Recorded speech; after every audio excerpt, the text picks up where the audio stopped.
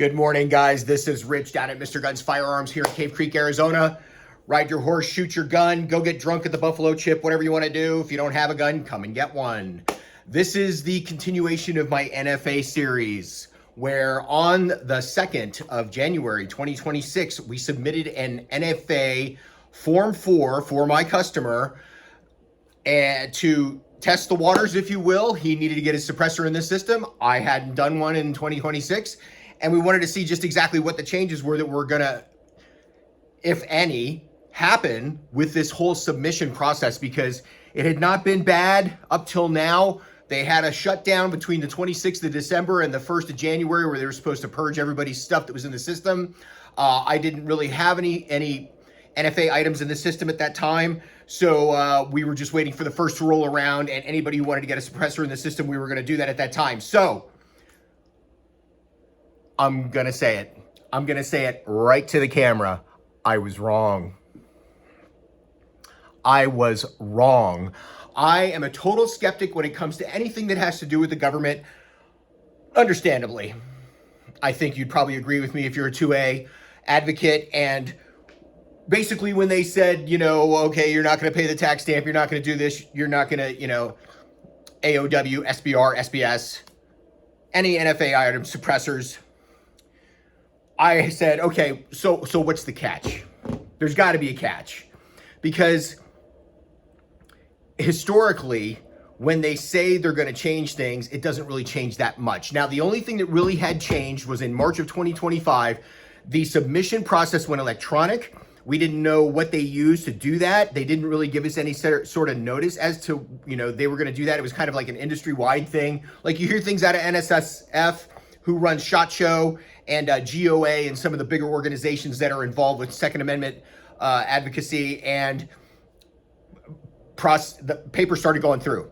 We had some guys who were stuck in the system who still had to wait prior to March 2025, and their cans eventually did come back, but that was still a long wait for them. And then the cans that were coming through, I was getting cans back in 24 hours. I was getting cans back in 36 hours. I was getting cans back, just a couple of days, especially repeat guys. So if you get something in the system and they recognize your name is what we're thinking, then they're probably going to process it because they know your background check's going to go through. They know what kind of an individual you are, if you own a big company or whatnot, and you have no criminal history per se, right? So the gentleman now mind you, we put his submission, his suppressor in the system on the 2nd. Today is the 6th.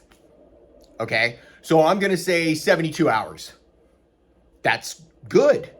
I mean, honestly, if we're not paying the tax, and I know they're fighting for this now, they're trying to get it so that you can do it over the counter with a NICS background check. Now, the NICS background check is what we do when you come in, you fill out a 4473 and you buy a gun. Okay, it has to be done in Arizona. If you have a CCW, you don't even do the NICS background check. So basically when you do a suppressor or an NFA item submission, during that process whereby they're doing a background check on you to see if you can have that NFA item, they do a NICS check. So when you pick it up, you don't have to do another one.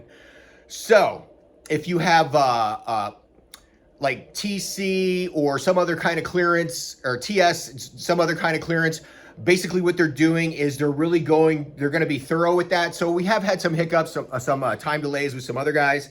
But, as a rule, if you're clean and you've bought a lot of other stuff, it's probably going to expedite things. So anyhow, again, I came on to make this video because I wanted to tell you guys that I was wrong. So now that's one can. And what I'm going to do, I have to put another can in today, another suppressor, for a customer that I've done business with in the past. And he has, a rifle that he wants. It's too loud. It's a short barrel rifle. So he wants to get a suppressor on it. So he takes his friends out to shoot it, and it's kind of annoying, whatever. So I was going to do a submission today and invite you guys to come along in that submission process so you can see exactly what it entails. Because when you perform the submission, and this is what I was getting back to in some of the other videos regarding the kiosks and whatnot, if you have an effective, efficient dealer that you do business with, this is not a big deal at all. If you tell me you want a suppressor, you pay me for the suppressor, I go into the system, I create a draft, You finish the draft. There's about 10 questions you have to answer and a couple of boxes that you got to check. And then you submit it. You get an email. I get an email. When it gets approved, you get an email. I get an email at the same exact time. And that's how it works. So when I go and I do this submission today for this customer, I'm going to take you along and show you just how easy it is. It's drop downs. It's click here. It's put in your PIN number. It's put in your username.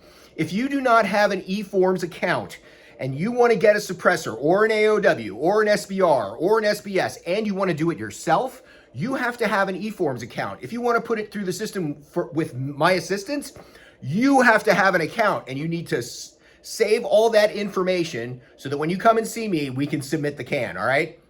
So we're going to finish that, that approval process. Like all he's got to do is come down. He's going to fill out a 4473 for me, saying that he picked it up. He's going to sign it, date it, and walk out the door with his brand new suppressor that took 72 hours. So I'm wrong.